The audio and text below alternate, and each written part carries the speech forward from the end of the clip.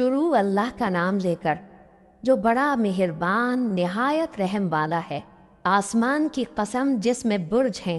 اور اس دن کی جس کا وعدہ ہے، اور حاضر ہونے والے کی اور اس کی جس کے پاس حاضر ہوتے ہیں، کہ خندقوں والے ہلاک کر دیے گئے، یعنی آگ کی خندقیں جس میں ایندھن جھونک رکھا تھا،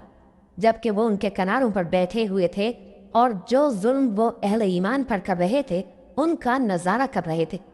اور ان کو مومنوں کی یہی بات بری لگتی تھی کہ وہ اللہ پر ایمان لائے تھے، جو غالب ہے، سب خوبیوں والا ہے، جس کی آسمانوں اور زمین میں بادشاہی ہے،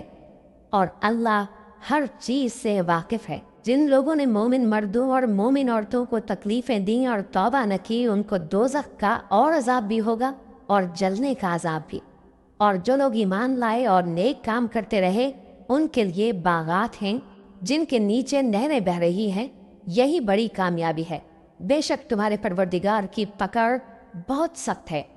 وہی پہلی دفعہ پیدا کرتا ہے اور وہی دوبارہ زندہ کرے گا، اور وہ بخشنے والا ہے، بہت محبت کرنے والا ہے۔ عرش کا مالک، بڑی شان والا،